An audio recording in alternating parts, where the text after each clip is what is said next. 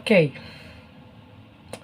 akhirnya saya berhasil membuat video ketiga. Opening dulu. Kembali bersama saya di Diksi Channel, kanal yang membahas opini-opini yang beredar. Ya, terakhir kali video yang kedua itu dibuat beberapa hari yang lalu, minggu yang lalu. Sekarang kebetulan sedang menikmati gelar pengangguran, jadi ada waktu untuk membuat video ini dari dari nol. Ya meskipun masih tetap ala kadarnya, kan janjinya 10 video baru nanti rada dipercantik. Oke, meskipun menganggur tidak boleh dinikmati lama-lama, tapi nikmati dulu pengangguran ini sementara waktu. Oke, langsung saja. Baik, hari ini saya akan membuka sebuah opini yang ditulis oleh Supriyadi Rustad, guru besar Universitas Dian Nuswantoro. Tulisan beliau ini dirilis di Kompas ID edisi Rabu 17 Juli 2024 dengan judul Kampus Kehilangan Martabat.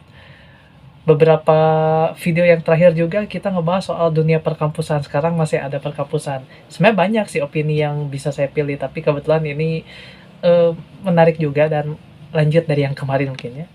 Kampus menjadi objek serangan akhir-akhir ini, jadi kayaknya lagi hangat bahas dunia perkampusan. Oke,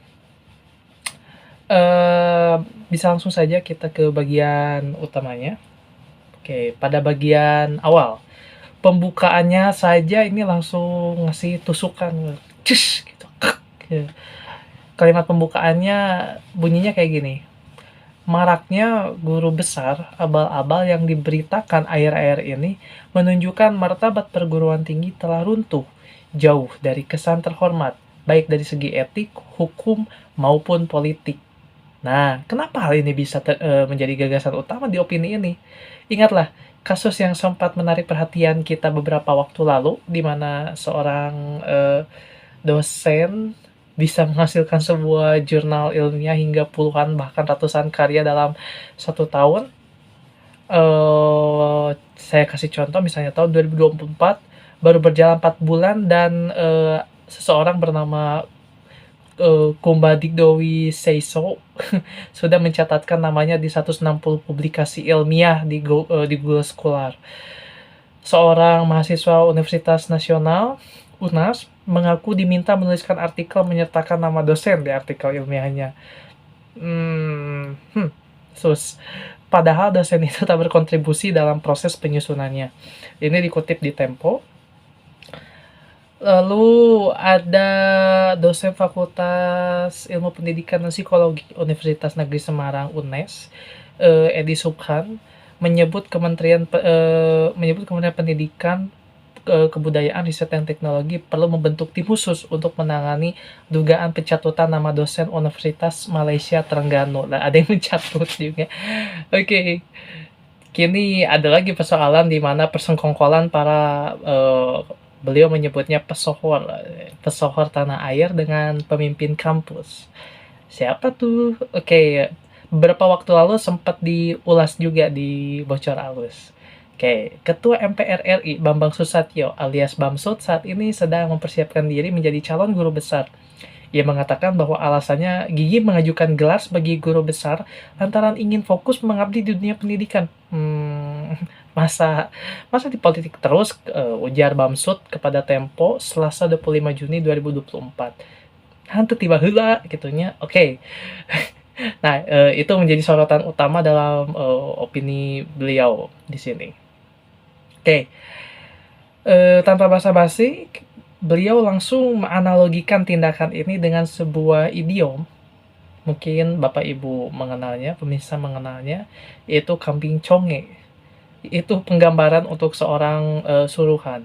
Sindiran, bisa juga dipakai sindiran bagi penguasa pribumi di zaman dahulu, di mana keputusannya dikendalikan oleh kepentingan penjajah. Nah, penjilat alias ya.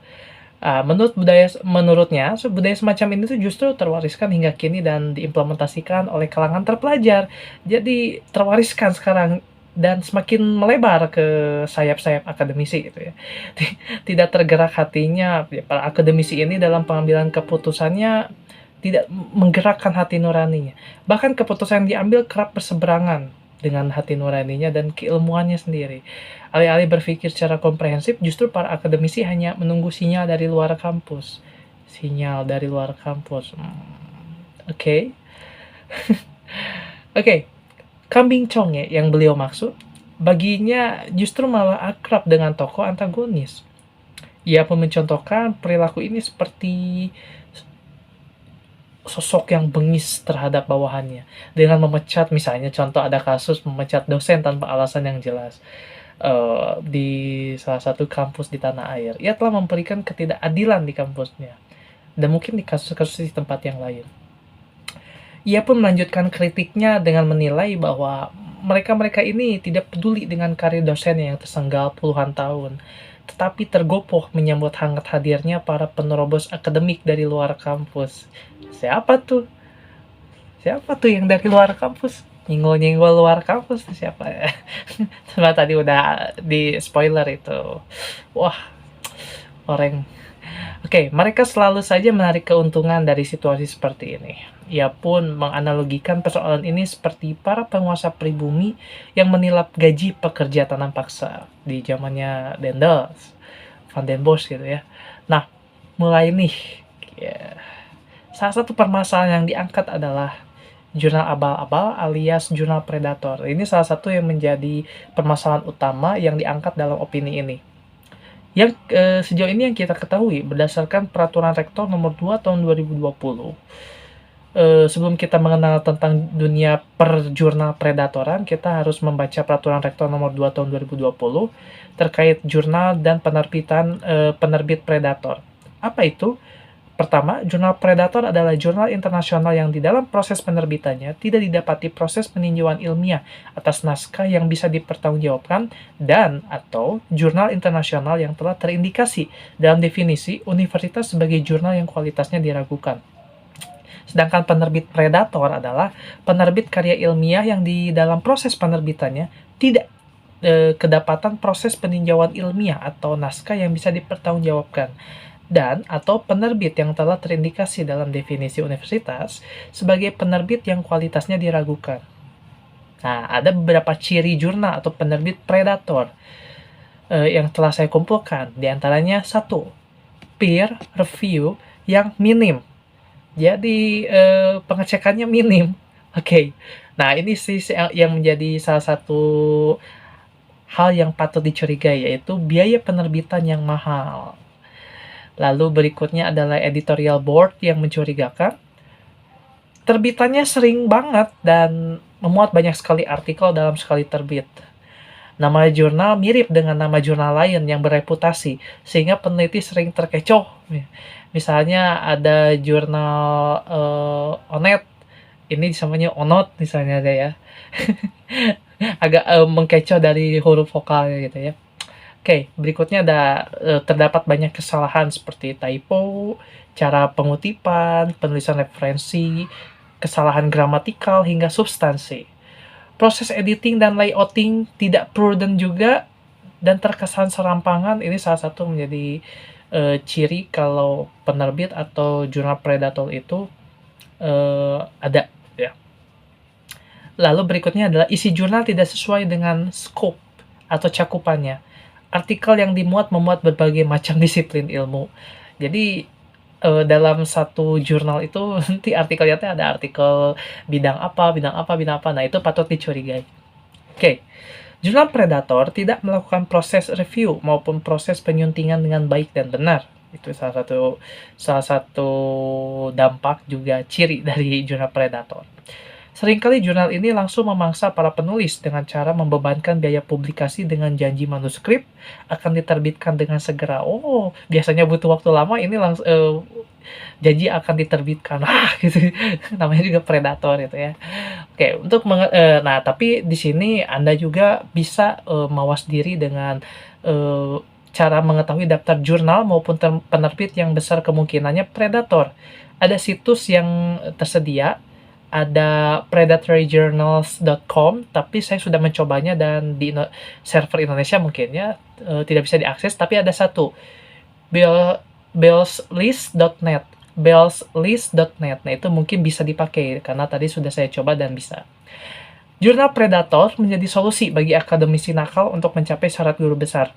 Ingat, Bapak-bapak, Ibu-ibu, pemirsa, dua peneliti dari Charles University yakni Fit Macacek dan Martin Skorlek telah melakukan riset berjudul Predatory Publishing in Scopus: Evidence of Cross-Country Difference. Penelitian ini mengobservasi jurnal-jurnal yang diduga melakukan praktik predator ke dalam basis data kutipan Scopus. Diketahui bahwa pada kurun 2015 sampai 2017, menempatkan Indonesia berada di urutan kedua setelah Kazakhstan sebagai negara dengan publikasi ilmiah di jurnal abal-abal terbanyak. Oh, nah kenapa nih? Kan jadi penasaran, kenapa orang doyan banget pengen terbitin jurnal, bahkan harus ke jurnal abal-abal. Hal yang perlu dicermati juga adalah keberadaan dosen yang lemah iman, kata beliau, dalam menguasai pejabat dikti beserta tim asesor. Padahal mereka semua adalah pakar dari berbagai perguruan tinggi. Kemudian dikenal penulis opini ini dengan sebutan komplotan reviewer. Oke, komplotan reviewer. Oke. Oke. Sebelum ke sana, kita mungkin perlu melihat Permen-PAN 46 tahun 2013, lebih tepatnya pasal 26 ayat 3, syarat untuk menjadi seorang profesor atau guru besar. Pertama, ijazah doktor S3 atau yang sederajat, paling singkat 3 tahun setelah memperoleh ijazah doktor S3, paling singkat, karya ilmiah yang dipublikasikan pada jurnal internasional bereputasi. Pantesan pada doyan untuk rilis di jurnal internasional ya, karena ini syarat menjadi seorang profesor atau guru besar di Indonesia. Lalu berikutnya memiliki pengalaman kerja sebagai dosen paling singkat 10 tahun. 10 tahun mengabdi di dunia akademisi. Pantas saja Bapak Ketua MPR kita ingin mengabdi di dunia pendidikan, tapi harus 10 tahun biar jadi guru besar. Ditambah dosen yang berprestasi luar biasa dan memenuhi persyaratan lainnya dapat diangkat ke jenjang jabatan akademis 2 tingkat lebih tinggi atau loncat jabatan. Berikutnya, dikecualikan paling singkat 3 tahun, sebagaimana dimaksud pada ayat 3 huruf C angka 2, apabila dosen yang bersangkutan memiliki tambahan karya ilmiah yang dipublikasikan pada jurnal internasional bereputasi setelah memperoleh gelar Dr. S3 dan memenuhi persyaratan lainnya. Oke, itu salah satu syarat untuk menjadi guru besar atau profesor. Jabatan profesor hanya berlaku ketika, nah ini baru nih, yang bersangkutan berada di lingkungan akademik. Sekarang tahu kan banyak orang, salah satu yang tokoh yang tadi disebut ya, berlomba-lomba atau penulis opini ini menyebut penyusup dari luar kampus yang ingin masuk ke dunia kampus itu ya, untuk mengejar gelar profesor ini ya. Oke. Apabila yang bersangkutan mengundurkan diri atau diberhentikan dari kampus, maka tidak berhak lagi menyandang jabatan profesor. Jika seorang profesor sudah memasuki usia pensiun, maka jabatan profesornya otomatis hilang. Nah, itu menarik nih. Jadi kalau pensiun ya udah gitu, udah bukan lagi prof. Ini tiba-tiba ada yang datang dari luar dengan segala drama dan ingin jadi seorang guru besar. Oke. Sekarang syarat dari Kemendikbud. Berdasarkan aturan KUM dari Kemendikbud, berikut adalah tingkat kepangkatan serta jumlah KUM yang diperlukan untuk setiap pangkat hingga tingkat guru besar atau profesor. Pertama, profesor memerlukan total KUM 850 yang dibutuhkan hingga 1050. Lektor kepala 400, 550, 700. Lektor 200, 300, asisten ahli 150. Nah, sekarang kita udah mulai menemukan nih benang merahnya. Untuk apa sih tokoh tersebut sekaliber ketua MPR ini merebaknya kasus, dan mungkin ini membuka apa ya, tabir gunung es terkait dengan banyaknya para dosen atau akademisi yang melakukan kecurangan demi mendapatkan totalkum yang diperlukan untuk naik jabatan. Oke. Beliau melihat cara untuk bisa mengembalikan martabat ini adalah dengan integritas. Guru besar adalah jabatan untuk dosen, bukan gelar obrolan. Barulah kita sampai pada senggolan keras di sini. Beliau coba mengulas ketua MPR yang kemudian mempertanyakan haknya untuk mengambil dan memiliki jabatan akademik dosen. Bagi beliau, jika seorang dosen karena berbagai alasan bertugas menjadi pejabat negara semacam ketua MPR, komisioner seperti KPU dan lain-lain, itu dijamin, kata beliau, semenit sejak pertama mereka dilantik, jabatan akademiknya pasti dinyatakan nonaktif. Dan implikasi lainnya adalah selama nonaktif, jabatan akademiknya tidak bisa dinaikkan dengan syarat apapun, dan tunjangan jabatan dosennya dihentikan juga. Beliau menegaskan bahwa betapapun derasnya serangan para penerobos akademik dari luar, martabat PT tidak akan pernah tergoyahkan jika kepemimpinan budaya akademik dengan integritas tinggi.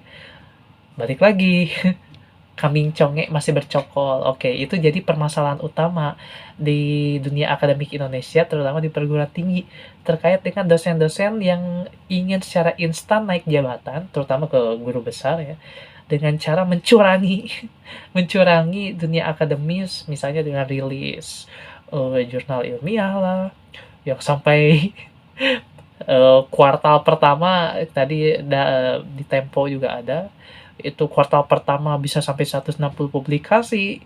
Saya juga butuh sampai 3 bulan, itu baru satu ini. Belum ahli untuk buat jurnal sampai 160 jurnal ilmiah. Itu pun kalau tembus, kalau tidak ya direvisi, kalau enggak ya dibuang aja nggak jadi. Tapi ini hebat. Nah, apa pesan yang bisa diambil dari opini ini adalah mau kemana membawa dunia akademisi Indonesia ini. Lama-kelamaan kita akan dipandang sebagai negara yang bukan hanya terbelakang, tapi juga tidak bermoral. Tidak bermoral dalam bahkan di dunia akademis. Saya rasa itu cukup bahaya. Karena jika dunia akademis dicurangi seperti itu, maka apakah kita mau mempertanggungjawabkannya, dan masyarakat mau mempercayai kebohongan gitu ya. Apalagi riset akademis bisa dipakai dalam berbagai hal, dalam pengambilan keputusan, itu yang saya khawatirkan. Dan ini dilakukan oleh akademisi itu sendiri. Sungguh sangat disayangkan. Justru makin downgrade gitu. Justru makin downgrade dunia akademis kita, bukan hanya secara kualitas tapi secara moral juga turun gitu ya. Jadi kritik keras di sini dalam opini adalah beliau ingin menunjukkan bahwa kampus jika ingin bersih dari hal-hal seperti ini adalah pertama penegakan integritas, mungkin hukum juga bila memang itu melanggar hukum, dan yang paling penting adalah membersihkan kambing conge. Kalau kata beliau penulis opini ini adalah kambing congenya masih ada, masih bercokol di perguruan tinggi atau mungkin di pemerintahan. Oleh karena itu demikian dari saya. Kita tunggu di video berikutnya. Jangan lupa subscribe, share, dan komentar. Yeah, thank you.